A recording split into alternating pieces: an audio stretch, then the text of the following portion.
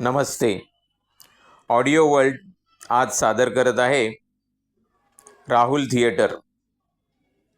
पुण्याच्या बारामती तालुक्यात ढाकाळे म्हणून एक गाव आहे. हे गाव दुष्काळी म्हणून अख्ख्या पंचक्रोशीत प्रसिद्ध होते. नीरा कालवा आल्यानंतर ही मंडळी पणदरे, माळेगाव या भागात राहायला आली आणि इथेच स्थायिक झाली. हा पूर्ण पट्टा धनगर वस्तीचा आहे. चंदू शेठ जगताप हे धनगर होते. ते रोजंदारीवर कामाला होते. पुढे त्यांनी ठेका घ्यायला सुरुवात केली आणि यातूनच त्यांनी आपला मोठा व्यवसाय उभारला. पंढऱ्यात त्यांनी भला मोठा अगदी वाडा बांधला. त्या काळातले त्या भागातले सर्वात श्रीमंत प्रस्थ म्हणून ते उदयास आले. दिवाळीला हत्तीवरून साखर वाटली जायची. महार मांग वस्तीत फराळ वाटला जायचा. त्यांचे सोबती कोकरे वगैरे सुद्धा आर्थिकदृष्ट्या संपन्न झाले. मात्र जगतापाने इतके बलाढ्य कुणीच नव्हते. त्यांच्याशी सोयरीक करण्यासाठी वजनदार आसामी धडपडत असत. त्यांचे अनेक सांगीवांगीचे किस्से प्रसिद्ध आहेत. ते आपले पैसे नेहमी तिजोरीत किंवा बँकेत न ठेवता पोत्यांमध्ये भरून आपल्या वाड्याच्या तळघरात पोती फेकत असत. तळघरात अशी कित्येक पोती होती ज्याची मोजदादच केलेली नव्हती. त्यांचा नातू पुण्यात शिकायला होता. त्यावेळच्या हिंद विजय सिनेमाला दिलीप कुमारचा सिनेमा होता. हाऊसफुल शो होता. राहुल याने बुकिंग क्लार्कला त्यावेळची 100ची नोट देऊ केली आणि मला तिकीट द्याच असे म्हणाला.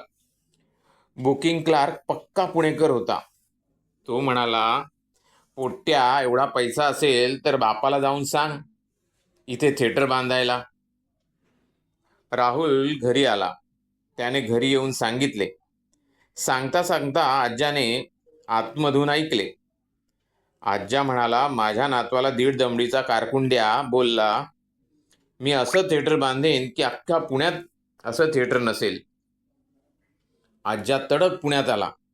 त्यावेळी गणेश खिंड रस्त्याला एका जागेचा लिलाव चालू होता. आज्याने पाहिलं. 5,000 पर्यंत रक्कम वाढली बोलीची. त्यावेळी 5,000 ही रक्कम सुद्धा खूपच मोठी होती. आज्या म्हणजे चंदू शेठ जगताप आपले धनगराच्या वेशात होते. डोक्याला मुंडासं लावलं होतं. कोपरीवर घोंगडी, धोतर आणि चामड्याच्या वाहना. हे आपले तिथे जाऊन म्हणाले, 5 लाख. सगळेच स्तब्ध झाले.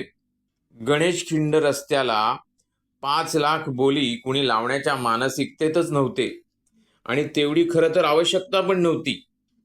आयोजक चंदूशेठच्या जवळ येऊन म्हणाले, अहो बाबा, 5 लाख म्हणजे किती समजतंय का?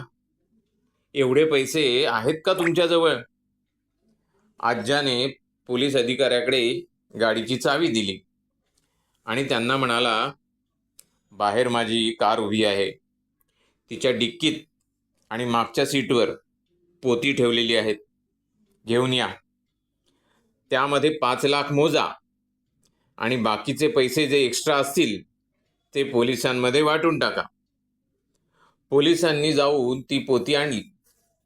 पोत्यातून नोटा निघायला लागल्यावर सगळे हक्काबक्का झाले. पोत्यांमध्ये नोटा भरल्याचे दुर्मिळ दृश्य पुणे शहर बघत होते. 5 लाख तर निघालेच, वरचे 50,000 पोलिसांमध्ये वाटून टाकले. आमचे चुलते आजोळचे त्या बंदोबस्तात होते. त्यांनाही त्यातील पैसे मिळाले, पण नेमकी रक्कम ठाऊक नाही. त्या जागेवर आज्याने सिनेमा हॉल बांधला व त्या सिनेमाला त्याचे नाव राहुल. पुढे नातवाने आपल्या आजोबांचा फोटो एंट्रन्सला लावला होता, अगदी त्याच वेशात ज्या वेशात त्यांनी बोली लावली होती. राहुल थिएटरच्या उद्घाटनाला हिंदी विजयच्या बुकिंग क्लार्कला सन्मानाने बोलावले गेले. त्याच्याचमुळे पुणे शहराला एक आलिशान आणि अत्याधुनिक सिनेमा हॉल मिळाला. 70 mm स्क्रीन आणि स्टिरिओफोनिक ध्वनी यंत्रणेसह सर्व अत्याधुनिक यंत्रणा असलेले हे थिएटर लवकरच पुणेकरांच्या गळ्यातले ताईत बनले. श्रीकृष्णार्पणमस्तु.